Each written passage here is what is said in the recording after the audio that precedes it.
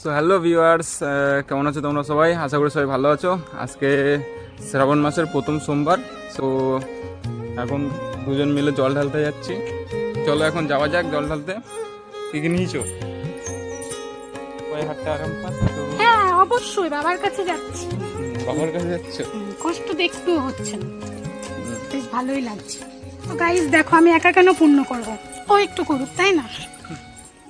জোড়ায় পূর্ণ করা ভালো, তাই না?